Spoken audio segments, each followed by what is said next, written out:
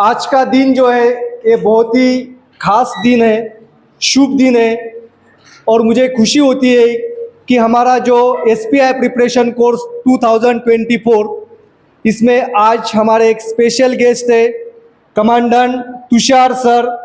और ये जो है साथ ही साथ हमारे कमांडेंट सर के फ्रेंड भी हैं।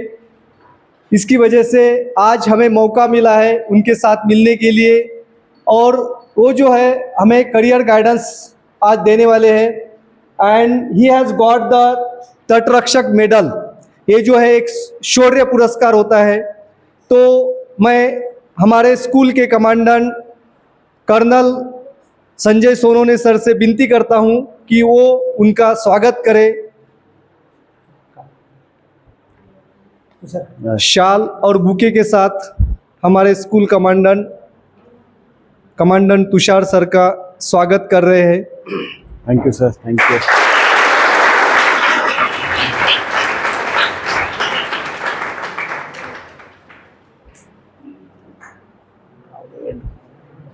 मेडल पूरा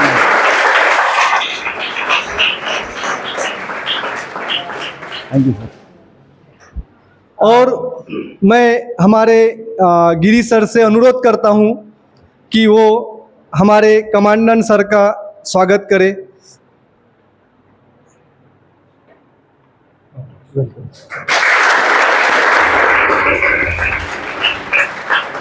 और मैं हमारे कमांडेंट सर से अनुरोध करता हूं कि वो थोड़ा सर के बारे में हमें जानकारी दें। I will not take much of a time. थोड़ा सा मैं कमांडेंट तुषार कोटम्बे सर का ब्रीफ इंट्रोडक्शन दे दूं। He may be the first coast guard officer from Chhatrapati Sambhajinagar. He joined coast guard in 2006।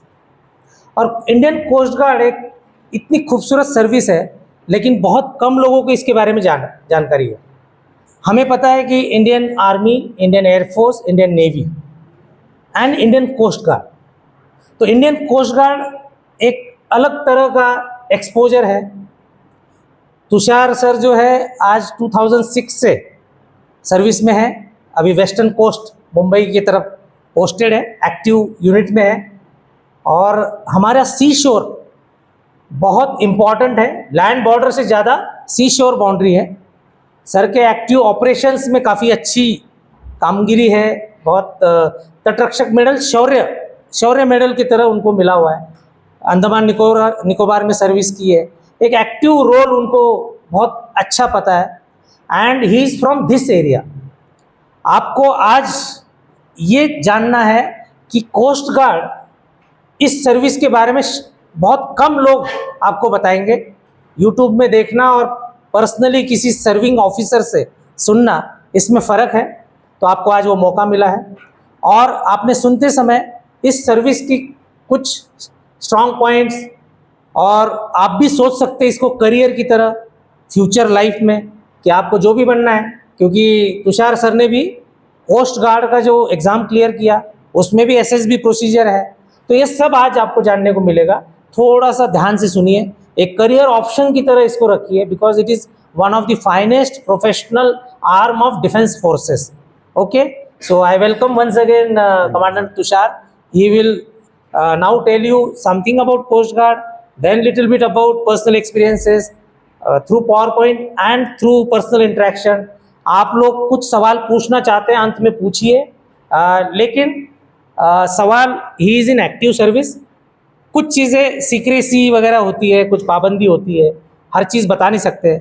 Where ever you feel कि ये सवाल ओपन है, यूट्यूब या ओपन डोमेन में आसानी से इन चीज़ों के बारे में डिस्कस कर सकते हैं, वैसे सवाल आप पूछिए। ज्वाइनिंग के बारे में पूछ सकते हैं, क्या क्या एंट्रीज़ है, और कुछ बेसिक आपको और कुछ नेवी और इससे मिलता जुलता कुछ पूछना है, पूछिए। I will hand over to now commandant Tushar and we will enjoy his session. I will also sit in front with you and it will be a remarkable learning today. Let's enjoy it. Thank you, Tushar. Thank you, sir. Thank you very much.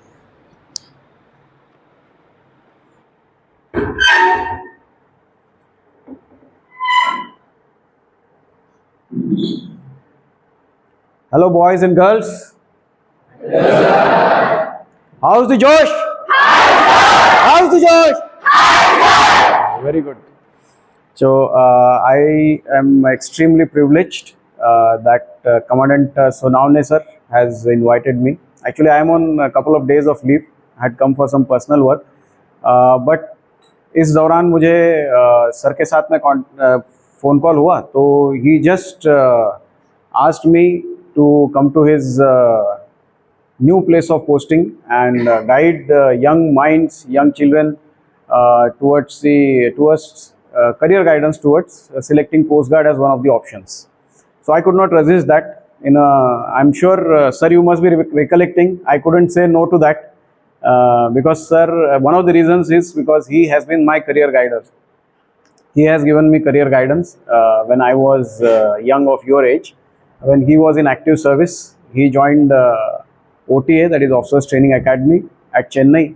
और मैं मेरा जो दोस्त था उनका भाई है उसके थ्रू उनके फ़ोटोज़ देखता था, वीडियोज़ देखता था, जिस तरह से वो परेड से पास आउट हो जाते थे, तो that actually inspired me a lot. And then जो इंक्विजिटिवनेस है उससे मैंने पता किया कि ये किस तरह से इस सर्विस में जाना चाहिए. So I opted to go. मतलब मेरे अलग अलग चॉइसेस थे. जैसे first of all I wanted to go to air force. फिर जैसे जैसे एज चला गया तो then I opted for army. But then the zeal to clear the SSB and join the forces never stopped. So ultimately I joined in 2006 and today almost 18 years I'm completing in service. I've had a fantastic experience. एक opportunity थी मेरे लिए to not only go across the Indian continent, Indian coast, अलग अलग जगह posting करना, ये छोड़ के I have actually travel to the globe also, जहाँ पे जहाज़ें हम अलग अलग कंट्रीज़ में लेके जाते हैं, जहाँ पे हमारे जो डिप्लोमेटिक रिलेशंस है उसको हम स्ट्रॉन्ग करते हैं, हमारे जो जॉइंट एक्सरसाइजेस होती है दूसरी कंट्रीज़ के कोस्ट गार्ड के साथ में, तो एक बहुत अच्छा एक्सपोजर आपको मिलता है. Besides fantastic disciplined life and life with full of leadership. Services जो है, मतलब any service for that matter, B it a police service, any uniform service, I would say it teaches you to become a good leader, a good human being, a good leader, and they make you to learn to command and lead from the front. तो मेरे lecture जो है वो basically coast guard से related है because I am from Indian coast guard. So I will try to restrict my discussion to only coast guard. Before we actually proceed further, आपके लिए एक जनरल आइडिया कोस्ट गार्ड की हो, इसलिए एक audio video presentation है. It's a promotional video release by the headquarters of Indian coast guard, जिसमें आपको एक म्यूजिक ऑडियो वीडियो मोड में आपको आइडिया आ जाएगा कि कोस्ट गार्ड एक्चुअली है.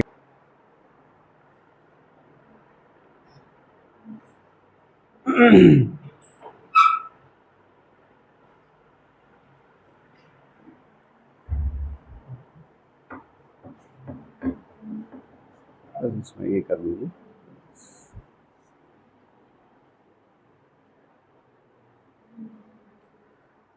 Okay, now we begin with the presentation.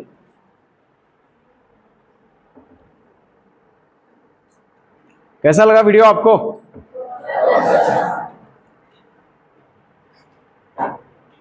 बढ़िया लगा तो होना चाहिए.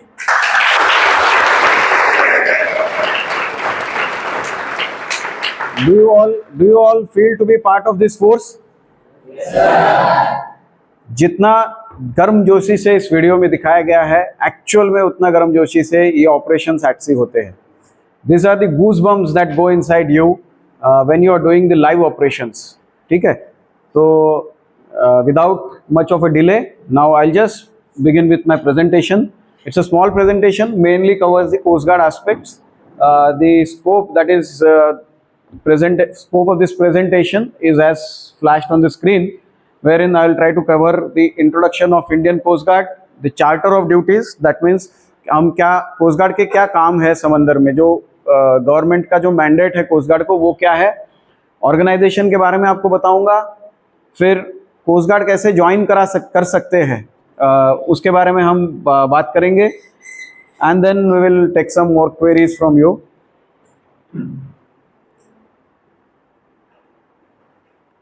Coast Guard is the fourth armed force of the Union.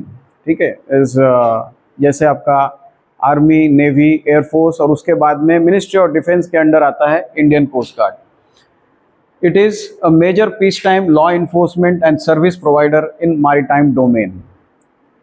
Words बहुत important है. It's a major peacetime law enforcement and service provider in maritime domain. जैसे navy जो है वो वार टाइम पे उनका मेनली एक्शन रहता है, वैसे कोस्ट गार्ड जो है it is generally committed for the peace time law enforcement at sea. बहुत सारे अभी जो चार्टर आएंगे आपको उसमें ये पर्टिकुलर जो एस्पेक्ट है वो कवर होगा. इसका जो मोटो है जो लास्ट में अभी आपने वीडियो में देखा होगा, वयम रक्षामः, that is we protect, that means हम रक्षण करते हैं. ये वाला इसका that's a tagline, that is the motto of this service. Early 70s में बेसिकली स्मगलिंग एंड पोचिंग ये एक्टिविटीज़ बहुत ज़्यादा बढ़ गई थी. गोल्ड स्मगलिंग है, फिर मेटल स्मगलिंग है, फिर इस तरह के जो एक्टिविटीज़ थी, एनिमल स्मगलिंग, ये वो सब काफ़ी बढ़ गई थी.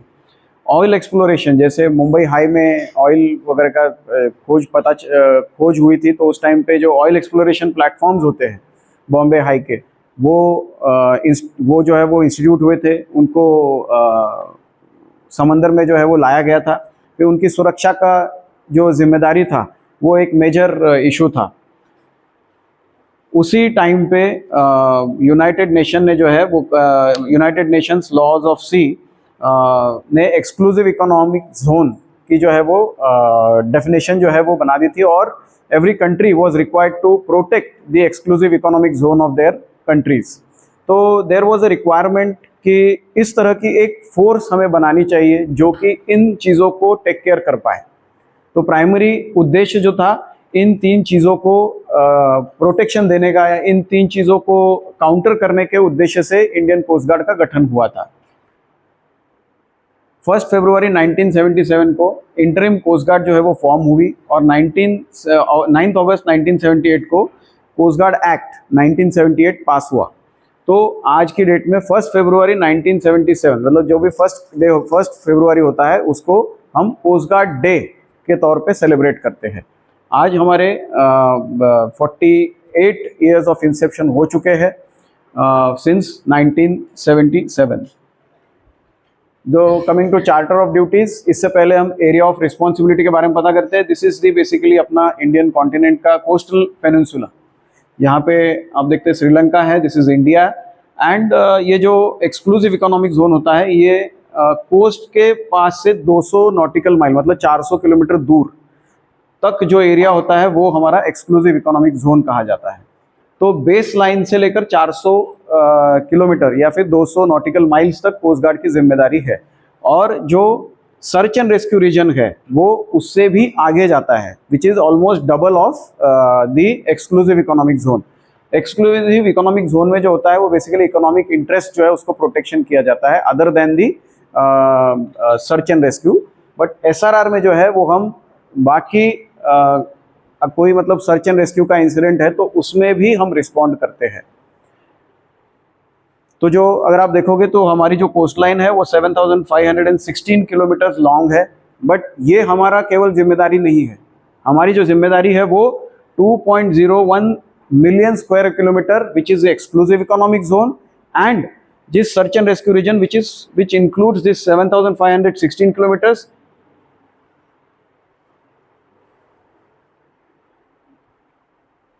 क्या टच स्क्रीन है? Okay. And the SRR region that amounts to 4.6 million square kilometers, which is a huge responsibility on Indian Coast Guard. Duties and functions, I think ये फोटो ठीक से आया नहीं है. Safety and protection of artificial island, आपने अगर देखा होगा बॉम्बे हाई या ONGC के जो ये प्लेटफॉर्म्स होते हैं, these are the artificial islands which are located close to coast, जहाँ पे आपका ऑयल एक्सप्लोरेशन होता है, जहाँ से आपके ऑयल एक्सप्लोर करके ट्रांसपोर्ट किए जाते हैं. तो ये जो these are called as artificial islands, तो इनका protection is also one of the charters of Indian coast guard. ठीक है. फिर then protection to fisherman including assistance to those in distress at sea. जैसे फिशरमैन जो है समंदर में जाते हैं, साइक्लोन आ गया तो कोई फिशिंग बोट डूब रही है, कोई किसी में होल हो गया, कुछ साइक्लोन की वजह से पानी भर गया है एंड कोई डिफेक्ट आया है, तो वो आपको मदद के लिए बुलाएंगे। तो कोस्ट गार्ड का ये चार्टर है to go and respond to the emergency at sea and save them. Preservation and protection of marine environment, basically हमारे जो इकोलॉजी होती है समंदर के नीचे, it is not only about the coast line, it is also beneath the sea. तो उसमें आपके फ्लोरा फौना, मतलब जो आपके टर्टल्स है, फिश है, फिर शार्क्स है, देन जो एक्सटिंक्ट एनिमल्स है, इनकी एग्जिस्टेंस वहाँ पे समंदर के नीचे होती है। तो we are suppose to do the preservation and protection of this marine environment as well. This is also one of the charters that the Indian coast guard has. Then prevention and control of marine pollution, जैसे vessels समंदर में तेल carry करते हैं, तो उसमें बहुत सारा तेल होता है, क्रूड ऑयल होता है, तो वो अगर एक्सीडेंट से स्पिल हो गया तो वो जो है वो स्पिल होके समंदर की कोस्ट लाइन की तरफ आएगा।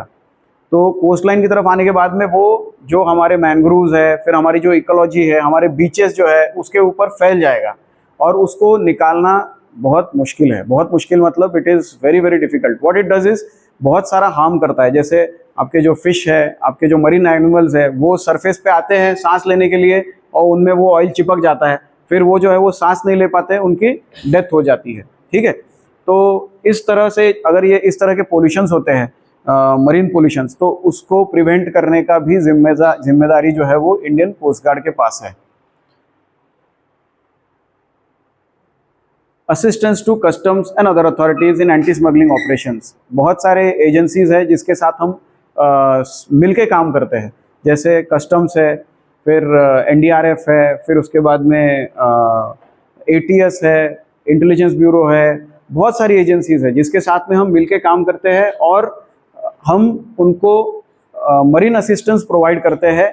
जहाँ पे हमारे पास कोई इनपुट रहता है कि हाँ अभी इस तरह से स्मगलिंग होने वाली है, इस रूट पे स्मगलिंग होने वाली है, तो हमारे जो ऑफिसर्स है, हमारी जो टीम है, अपनी जहाज़ में जाके उसको इंटरसेप्ट करेगी और they will do the law enforcement actions on them.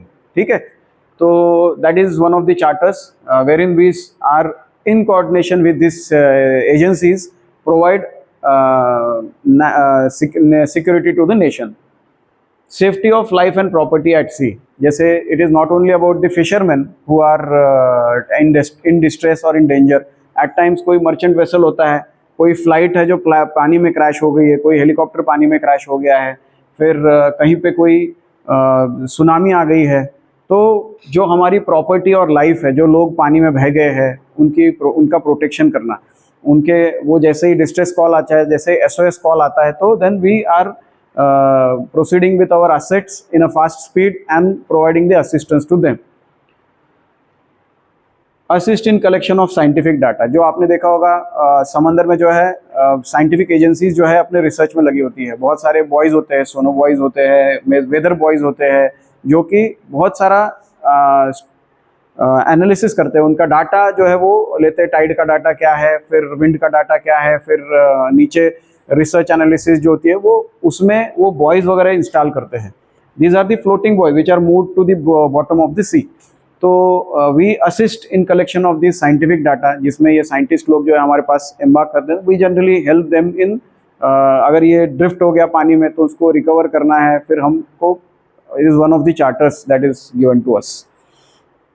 Enforcement of maritime enactments, जैसे कोई बाहर का फिशरमैन है, वो हमारे एक्सक्लूसिव इकोनॉमिक जोन में आके फिशिंग कर रहा है, कोई फिशिंग बोट है, श्रीलंकन फिशिंग बोट है, कोई दूसरे कंट्री की फिशिंग बोट है, वो आके हमारे इसमें अगर फिशिंग कर रहा है, तो that is an offence, that is an economic offence. तो हम we are authorised, we are suppose to do the law enforcement, जिसमें हम उनको अलग जो रिलेवेंट लॉज है उसके अंदर हम उसको बुक कर सकते हैं और उनको पुलिस के हवाले कर सकते हैं। ठीक है, so this is also one of the charters that we have. अभी coming to the organization, coast guard organization जो है it's has a headquarter at Delhi. Delhi में जो है वो कोस्ट गार्ड हेडक्वार्टर है, वहाँ पे हमारे जो डायरेक्टर जनरल साहब है वो बैठते हैं। Then there are 5 regional headquarters. Regional headquarter Northwest is at Gandhinagar, regional headquarter north east जो है वो कोलकाता में है, रीजनल हेडक्वार्टर वेस्ट जो है वो मुंबई में है, रीजनल हेडक्वार्टर ईस्ट चेन्नई में है, और regional headquarter Andaman and Nicobar is at Port Blair. ठीक है, अभी ये जो कोस्ट गार्ड हेडक्वार्टर है, इन 5 रीजन्स के थ्रू जो पूरा कोस्ट गार्ड की जो है वो ऑर्गेनाइजेशन पूरी चलती है। ठीक है,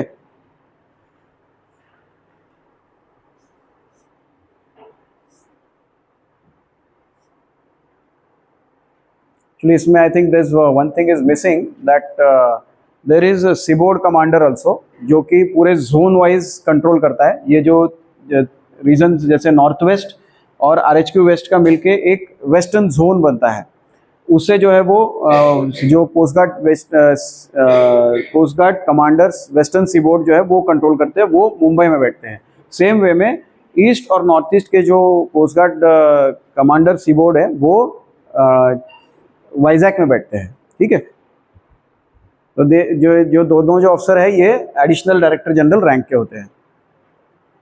then these are the district headquarters. There are 16 district headquarters जो अपने जो कोस्टल डिस्ट्रिक्ट्स है उसके साथ में लाइजन मेंटेन करके चलते हैं। जैसे ओखा जो है वो नॉर्थ गुजरात का लाइजन, मतलब नॉर्थ गुजरात के साथ में एसोसिएटेड रहेगा। पोरबंदर जो है वो साउथ गुजरात, फिर मुंबई, फिर गोवा। जैसे मुंबई जो है वो महाराष्ट्र स्टेट के साथ में एसोसिएटेड रहेगा। They are the district headquarters located at Maharashtra, फिर गोवा, फिर मैंगलोर। इस तरह से हमने पूरी चेन इस तरह से करके रखी है कि entire coast line is covered. तो there are total 16 district headquarters. उन डिस्ट्रिक्ट हेडक्वार्टर्स के नीचे फर्दर और एडमिनिस्ट्रेशन के लिए जो है there are 42 coast guard stations. ठीक है, अलग अलग स्टेशंस है। जैसे आप देखोगे this is a kind of string of pearls you can say, जिसमें हमने पूरी कोस्ट लाइन जो है वो बहुत माइन्यूटली कवर की हुई है। Nothing has been left. It starts with the most sensitive location that is Jakhau, फिर मुंद्रा, वाडीनार, ओखा, ये ऑलमोस्ट पूरा इस तरह से कवर करके आप देखोगे लास्ट में कैम्बल बे तक, जहाँ इंदिरा पॉइंट है, वहाँ तक पूरा stations are covered, so that there is full coverage of coastal security. और इन स्टेशंस के अंडर अलग अलग छोटे छोटे यूनिट्स होते हैं। ठीक है, जैसे अभी डहानू के अंडर कुछ शिप्स रहेंगे, कुछ बोट्स रहेंगे, तो वहाँ जो ICGS डहानू है they will administer these boats for the coastal patrolling and all those things. This is organisation in nutshell. You can see the director general Indian coast guard, फिर additional उनके नीचे जो है वो additional director general Indian coast guard जो है वो दिल्ली में बैठते हैं। Then we have 2 seaboard commanders, that is Commander Coast Guard Western Seaboard Mumbai, Commander Coast Guard Eastern Seaboard Mumbai. Eastern Seaboard is at Visakhapatnam. Then we have these 5 जैसे मैंने आपको बताया, and then the distribution of the districts. और इसके नीचे और 42 अलग से Coast Guard stations भी आएंगे। Coming to the force level, अभी Coast Guard में क्या क्या है? These are the offshore patrol vessels. ठीक है, तो देर हाई एंड्योरेंस वर्साटाइल प्लेटफॉर्म्स। इनकी रेंज जो होती है वो समंदर में कम से कम 7 से 8 दिन तक एट ए स्ट्रेच रुकने की होती है। इसमें पूरा आपका साजो सामान सामग्री पूरी रहेगी। इसकी लेंथ 90 से 100 मीटर से 105 मीटर तक भी रहती है। और इसमें इंटीग्रल हेलो भी रहता है, मतलब जब समंदर में आपका शिप जो है पूरी तरह से देख नहीं पाएगा तो उस केस में हेलो जो है वो शिप से उड़ के आगे को सर्वेलेंस कवर प्रोवाइड करता है।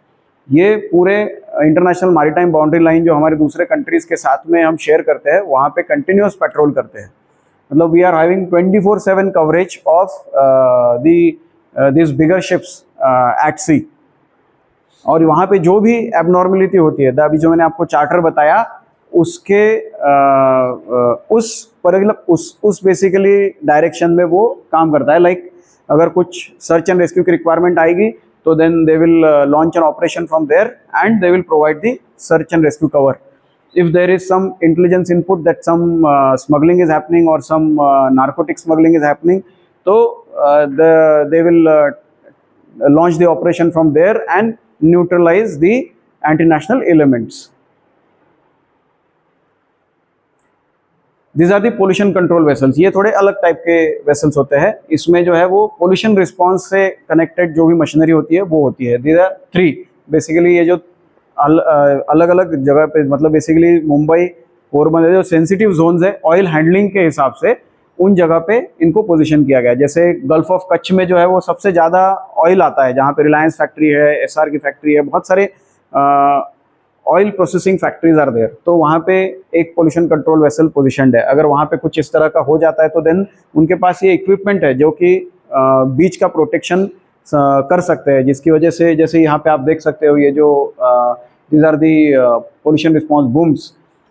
फिर इसमें डायनेमिक पोजीशनिंग होती है जो कि जहाज को एक जगह पे स्टेबल रखता है, कि जहाज को हिलने नहीं देता है। अगर आपको रिस्पॉन्ड करना है तो जहाज एक जगह पे, इसमें ऑटोमेटिक ये एडवांस मशीनरी है। These are the medium segment platforms of water jet propulsion, जैसे FPV कहते हैं इसको, फास्ट पेट्रोल वेसल्स। इनका जो खासियत है कि इनकी स्पीड बहुत ज़्यादा है। अगर कोई भाग रहा है तो ये हाई स्पीड करके इनको पकड़ सकते हैं। इनकी भी रेंज जो है कम से कम 4 से 5 दिन तक समंदर में एट ए स्ट्रेच, मतलब इसमें पानी भी अपने आप ही तैयार होता है। इतना हाई कैपेसिटी के एंड एडवांस मशीनरी इसमें फिटेड है। These are the interceptor boats. इनका नाम ही है इंटरसेप्टर बोट्स, मतलब ये इससे भी ज़्यादा स्पीड कर सकते हैं। जैसे वो जो अभी शिप आपको बताया था, that ship was capable of doing around 30-35 knots. ये जो शिप है ये 45 नॉट्स, मतलब 90 किलोमीटर प्रति घंटा की स्पीड जो है वो समंदर में करती है। फास्ट, जल्दी से जल्दी लॉन्च कर सकते हैं आप इसको। इसकी लेंथ बहुत ज़्यादा नहीं होती है, ये अराउंड 20 मीटर के करीब की लेंथ की ये जहाज है। These are the high speed vessel, that is air cushioned vehicle. ये प्रेजेंटली मैं कमांड कर रहा हूँ। ये मेरे अंडर जो है इस तरह के 2 होवरक्राफ्ट्स है। ये जो होता है this is air cushioned vehicle, जिसमें हवा भरी जाती है ऊपर से, जो ये लिफ्ट फैंस होते हैं उससे, और ये तकरीबन हवा से उठ के चलता है। ठीक है, तो दीज आर कॉल्ड एज होवरक्राफ्ट्स। तो इनकी स्पीड बहुत ज़्यादा है, कम से कम 100 किलोमीटर प्रति घंटा की स्पीड ये पानी के ऊपर करता है। और इसका खासियत ये है कि जहाँ डेप्थ ना हो ऐसी जगह पे भी ये चल सकता है। इसके लिए ज़रूरत नहीं है कि पानी में डेप्थ होनी चाहिए। जैसे जहाज जो है डेप्थ अगर नहीं रहेगी तो चल नहीं पाएगा, वो बैठ जाएगा ज़मीन के ऊपर। So we need not have any depth to operate this kind of hovercrafts. Marshy land है, क्रीक एरियाज़ है, जहाँ पे एक्सेसिबल जगह नहीं होती है, वहाँ पे ये तुरंत घुस जाता है हाई स्पीड में। जब तक कि जब सपोज कोई बोट ने कोई क्राइम किया और वो भाग रही है, तो जब तक वो भाग के कहीं ऐसी जगह चली जाए जहाँ पे इसको ट्रेस नहीं कर सकते, उस तक तो ये जाके पकड़ लेता है। तो this is very high speed hovercraft. They are 18 in number in coast guard. These are the Dornier aircrafts जो आपने अभी देखा होगा। तो ये जो होते हैं जनरली हमारे समंदर की लाइन से, कोस्ट लाइन एंड समंदर एरिया से जो है वो उड़ते हैं, ऊपर से नज़र रखते हैं कि कोई अनियमितता तो नहीं है समंदर में। आज अगर सॉटी की है तो दिन और रात दोनों टाइम इनकी सॉटीज होती है। So they do the sea air coordinated search. अगर कोई एबनॉर्मलिटी मिलती है तो वो तुरंत जहाज जो एरिया में होता है उसको इन्फॉर्म करते हैं। फिर जहाज जो है तुरंत एक्शन लेके वहाँ पे जो भी जिस तरह की भी एबनॉर्मलिटी है उसको वेरीफाई करता है, ठीक है, और एक्शन ले लेता है। जैसा the Chetak helicopter, this are single engine helicopters. इनका रेंज बहुत ज़्यादा नहीं होता है, but then they are very versatile platform. इस तरह के जो TC3 बकेट्स वगैरह है इसको ले लेता है। सर्च एंड रेस्क्यू में बहुत हैंडी है, ऑल वेदर कंडीशंस में बहुत यूज़फुल है। These are the advance light helicopters. इनकी रेंज समंदर से अंदर बहुत ज़्यादा है, 100 नॉटिकल माइल तक ये ऑपरेट करता है। और this has got night capability also. बहुत सारे ऑपरेशंस इस हेलीकॉप्टर ने अभी रिसेंटली किए हैं, जहाँ पे समंदर में तूफान आया तो इस हेलीकॉप्टर में जाके उनको जो डूबने हुई बोट है, डूबती बोट में से बंदों को बचा के कोस्ट लाइन में लेके आया है। अभी coming to how to join coast guard. Branches जो है कोस्ट गार्ड में जनरली जनरल ड्यूटी और टेक्निकल, ये मेन ब्रांचेस है ऑफिसर्स कैडर में। एंड जो स्टाफ लेवल में होता है वो general duty, technical, domestic and EF जिसको बोलते हैं, उस टाइप के ब्रांचेस है। टाइप ऑफ एंट्री जो है ऑफिसर्स में डायरेक्ट एंट्री GD ऑफिसर्स होते हैं, डायरेक्ट एंट्री पायलट ऑब्जर्वर है, डायरेक्ट एंट्री टेक्निकल है, फिर डायरेक्ट एंट्री लॉ है, फिर शॉर्ट सर्विस अपॉइंटमेंट जो CPL होल्डर्स होते हैं उनके लिए शॉर्ट सर्विस अपॉइंटमेंट होती है। Short service appointment for women officers होती है। डिपार्टमेंटल प्रमोशन, जो सर्विस में ही जो स्टाफ लेवल से प्रमोट होके अफसर बनना चाहते हैं उनके लिए जो डिपार्टमेंटल प्रमोशन की एंट्री होती है। एंड देन कोई ऑफिसर जो है वो नेवी से रिटायर हो जाते हैं, they choose to join Indian coast guard as officers, तो उनके लिए री एम्प्लॉयमेंट अपॉर्चुनिटीज देयर। फिर एनरोल्ड पर्सनल में direct entry and reemployment, ये दोनों ऑप्शंस अवेलेबल है। This is the rank structure, जैसे किस तरह से आइडेंटिफाई करते हैं।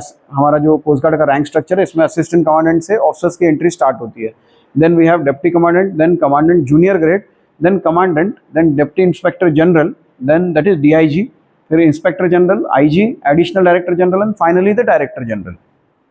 और इनके आप किस तरह से आइडेंटिफाई कर सकते हैं, ये रैंक स्ट्रक्चर आपको दिखाया गया है। ये जो होते हैं ये कॉलर टैब्स होते हैं, ये शोल्डर अपलट्स होते हैं।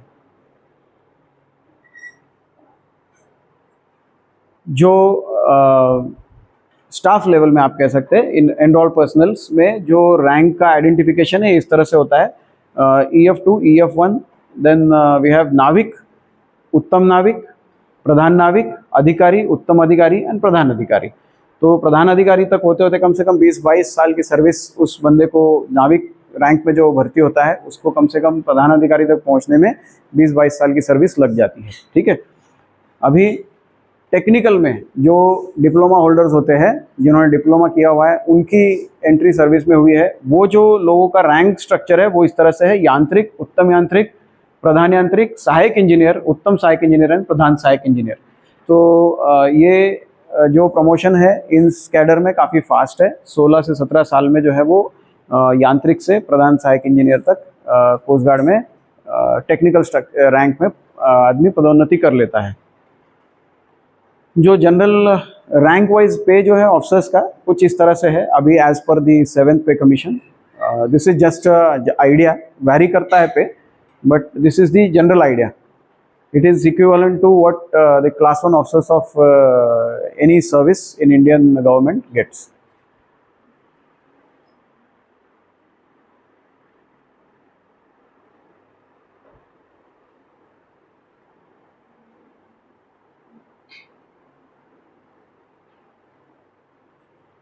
So just go through some photographs now. This is the actual pollution response operation. ये एक श्रीलंकन वेसल था। This is an operation which happened at Sri Lanka, जिसमें हमारे जो जहाज है उसने जाके फायर फाइटिंग करके पोल्यूशन रिस्पॉन्स भी किया था। दिस एम्प्टी न्यू डायमंड, ये एक्चुअल ऑपरेशन है at sea, these are the real photographs. ये फिशिंग बोट जो है जल रही है, इस पे जो है हमारे जो टीम है जहाज पे, वो इसमें आग बुझाने में लगी हुई है। This is the pollution control operation, जिसमें ये जो बकेट्स है ये बेसिकली इसमें पोल्यूशन कंट्रोल करने के लिए एक लिक्विड होता है जिसको डिस्पर्सेंट, ऑयल डिस्पर्सेंट कहा जाता है, उसको स्प्रे करने के लिए ये हेलीकॉप्टर जो है वो डिप्लॉय हो रहे हैं। This is the basically space module जो डिटैच होकर समंदर में गिरा है, उसको हम रिकवर कर रहे हैं। जो सैटेलाइट्स और स्पेस मॉड्यूल नहीं होते हैं मिसाइल वगैरह लॉन्च करने के बाद, तो ये one of the detached modules है। राजपथ पे मार्चिंग, जो 26 डे रिपब्लिक डे होता है वहाँ पे our contingent leads on the Rajpath. These are the women officers who are flying the Dornier aircraft.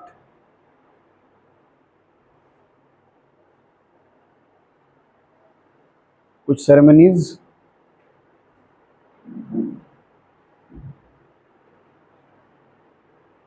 इसमें जो बेसिक क्वालिफिकेशन है यांत्रिक में किस तरह से, ऑफिसर्स के केस में क्या है कि we have to become minimum graduate. जहाँ तक I know that now all the entries even in GD side, the officers entries depend upon the qualification as BTech और BE चाहिए। बट इन टर्म्स ऑफ यांत्रिक जो sellers entry है, इसमें आपका जो एज क्राइटेरिया है वो 18 to 22 ईयर्स है। इसमें matriculation with 3 years diploma in mechanical, electrical, electronics and telecommunication as well as aeronautical engineering, इसमें आप अप्लाई कर सकते हो after you complete your diploma. ठीक है, और इसमें जो आपको पे मिलता है यांत्रिक से लेकर प्रधान सहायक इंजीनियर तक का, इसका ये विवरण यहाँ पे दिया गया है। जो डोमेस्टिक ब्रांच एंट्री होती है, इसमें आपका मैट्रिकुलेशन चाहिए 10+2। 10+2 के बाद में आप इस नाविक ड्यूटी में अप्लाई कर सकते हो। जो डोमेस्टिक ब्रांच है उसमें केवल मैट्रिकुलेशन, डोमेस्टिक ब्रांच मतलब कुक या स्टीवर्ड जो खाना वगैरह बनाता है उस टाइप का जो एंट्री होती है, उसमें आपको केवल मैट्रिकुलेशन चाहिए। और नाविक जिसमें कि अलग अलग ब्रांचेस होते हैं स्टाफ में, आपका गनर है, नेविगेशन है, कम्युनिकेशन है, ये अलग अलग डिपार्टमेंट्स होते हैं। तो इसमें आपको 10+2 with mathematics and physics from a recognized board from central और state government, that is the prerequisite. ठीक है, तो इस तरह से I have tried to cover the basic aspects of the coast guard. Now अगर आपको कोई डाउट्स है तो you can ask me the questions.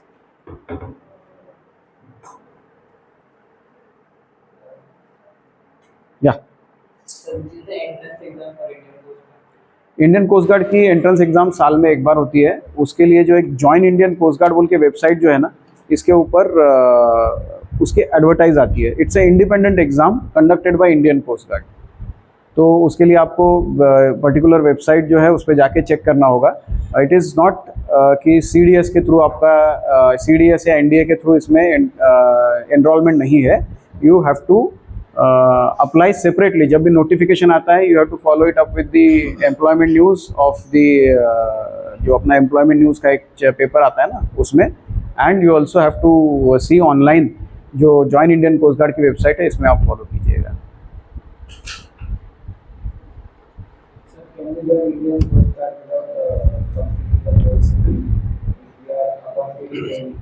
Completing the course, can we join Indian Coast Guard? If you have already joined Navy, so you can definitely join Coast Guard. There is no problem. Any more question?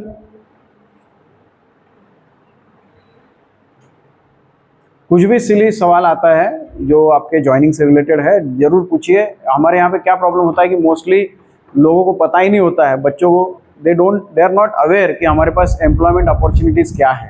ठीक है, तो आप जैसे ये lecture हुआ है तो you can go back, see, you will all search, there are almost hundreds of the students who are right in front of me, they will all search what is Indian coast guard, they will all inform their respective friends कि Indian coast guard के बारे में मैं जानता हूँ और आप भी थोड़ा सा इसके बारे में पता कीजिए। And then you will all start to, it is just like army, navy, air force. ठीक है, तो आप इसमें भी ऑनलाइन सर्च करके और इन्फॉर्मेशन निकाल सकते हो and gather more knowledge about coast guard.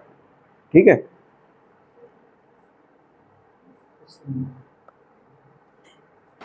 वो नाविक में एक लास्ट पेज दिखाया था आपने, हाँ उसमें OBC का मतलब 3 years बताया था। हाँ यस, इन इट OBC का, हाँ OBC का 3 years बताया और अदर कास्ट SC और ST उनका 5 years बताया। Means why it's like that? It's a government regulation, वो that is the service condition.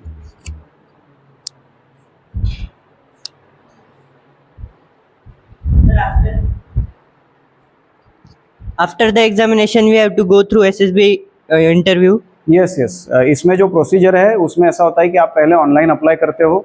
Suppose you are applying for an officer entry, आपने ऑनलाइन अप्लाई किया, उसके बाद में आपको कॉल अप लेटर आएगा। फिर कॉल अप लेटर के बाद में you are be called for PSB at location which is chosen by you. I think उसमें ऑप्शन है, तो आप वहाँ पे जाके PSB दोगे। फिर PSB में आपका एक मिनी इंटरव्यू होगा and then you will be, अगर आप वो क्वालिफाई करते हो तो आपको FSB के लिए बुलाया जाएगा। FSB जो होता है वो आई थिंक नोएडा में होता है, जो अगेन सेम SSB के लाइन पे 5 दिन का पूरा कंप्लीट प्रोग्राम होता है, जिसमें आपका साइकोलॉजिकल टेस्ट है, ग्रुप टेस्टिंग होता है, फिर इसमें पर्सनल इंटरव्यू होगा, ग्रुप डिस्कशंस वगैरह ये सब होगा। और उसको जब आप क्वालिफाई करते हो पूरा, तो उसके बाद में आपको मेडिकल्स भी होता है।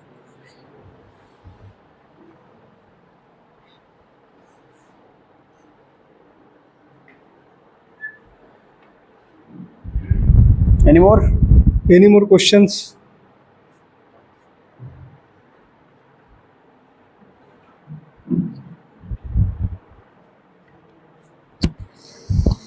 I think Commandant Tushar deserves round of applause first.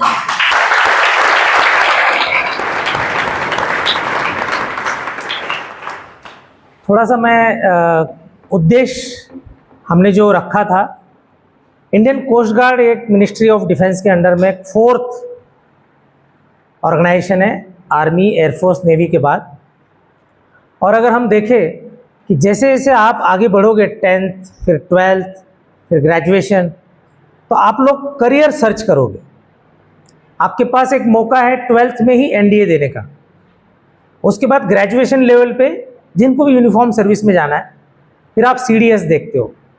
और जैसे ही ग्रेजुएशन लेवल पे गए तो सीडीएस के लिए एक और ऑप्शन है, जैसे अभी इन्होंने बताया कि इसका भी एक एसएसबी होता है, services selection board interview. Procedure थोड़ा अलग है। आर्मी, एयरफोर्स, नेवी का सर्विसेज सिलेक्शन बोर्ड इंटरव्यू, आप गए, पहले दिन स्क्रीनिंग होगा और वहीं से आपका या तो आप आगे गए या घर गए, और आपके अगले 4 दिन की जर्नी होती है। यहाँ पे प्री एसएसबी होता है, फिर आपको कॉल आएगा और फिर फाइनल एसएसबी होता है। थोड़ा सा प्रोसीजर मोर और लेस सेम है, लेकिन अनदर एस्पेक्ट, आप किसी भी करियर में जाइए, लेकिन हमारी जो सेना है, सबसे ज़्यादा क्या है धरती पे? पानी। हमने देखा कि जैसे हम आज़ाद हुए, उसके बाद जो पहली लड़ाई थी वो प्योरली आर्मी ने लड़ी। 1947 में आज़ाद होते ही पाकिस्तान के साथ लड़ाई हुई। दूसरी लड़ाई हुई हमारी, मैं मेजर लड़ाइयों की बात करूंगा, 1962 चाइना के साथ, वो भी प्योरली ज़मीन पे ही लड़ाई हुई। फिर आते हम 1965 पे, फिर पाकिस्तान के साथ, वो हवाई और ज़मीनी दोनों तरह की लड़ाई, और हल्का सा नेवल पार्ट था उसमें। अब आते हैं हम 71 वार में, जहां तीनों ने लड़ाई की। कारगिल में एयरफोर्स और आर्मी, बिकॉज वो एक स्पेसिफिक सेक्टर में था। लेकिन आने वाले समय में, या हर रोज हम देखते हैं, अभी हमने देखा कोस्ट गार्ड का जो चार्टर ऑफ ड्यूटीज है, पीस टाइम में ऑलमोस्ट डेली कॉम्बैट है। बहुत सारे धोखे हमें उधर से होते हैं, क्योंकि देश के खिलाफ कोई भी गतिविधि, हमारा जो 26/11 का जो धोखा हुआ था, वो समंदर के रास्ते से ही दहशतवादी आए थे, टेररिस्ट आए थे, क्योंकि धरती पे 71% से ज़्यादा पानी पूरा। और हमने भी देखी कोस्ट लाइन अपनी इंडिया की भी। कुछ देशों को शायद नेवी की ज़रूरत ना हो, लेकिन हमारे देश को नेवी और कोस्ट गार्ड की बहुत ज़रूरत है।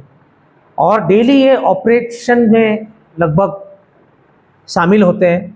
इनके भी बड़े एक्सपीरियंस है, हम लोग बातें करते रहते हैं। और commandant Tushar is like my younger brother, मेरे छोटे भाई का दोस्त। और हम लोग बचपन से बहुत सारी फौज के बारे में पैशनेट थे, और हम दोनों भी फौज में पहुंच गए। जब आप पैशनेट हो तो पहुंच जाओगे, फिर आपकी भी ऐसी स्टोरीज रहेगी। Okay, I once again thank commandant Tushar for sparing his time. सिर्फ 2 दिन की छुट्टी पे आए हुए, और उसमें से हमने इनका आधा दिन खा लिया आज। ओके, और फिर भी यही तो खासियत है लीडर्स की, यही तो खासियत है कि जो यूनिफॉर्म्ड ऑफिसर्स होते हैं वो अपने लिए नहीं जीते, जहां मौका मिलता है उन दूसरों की सेवा करने की कोशिश करते, अपने आप होगा। इन्हीं की जगह कोई और होता, और प्रोफेशनल, हम किसी का नाम नहीं लेंगे, नहीं मैं तो 1 ही दिन की छुट्टी आया हूँ, मेरे बीवी है, बच्चे है, ये है, वो है, माँ बाप को मिलना है, रिलेटिव मिलना है, शादी है, वो है। ये कोई बहानेबाजी उन्होंने की नहीं, और उल्टा बोला कि बस समय बताओ मैं पहुँच जाऊँगा, और वो आ गए। वंस अगेन RIGMS की तरफ से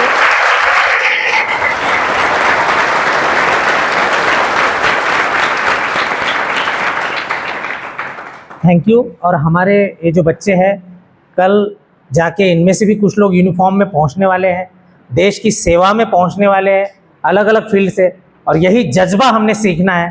थैंक यू, जय हिंद। जय Hind, thank you very much.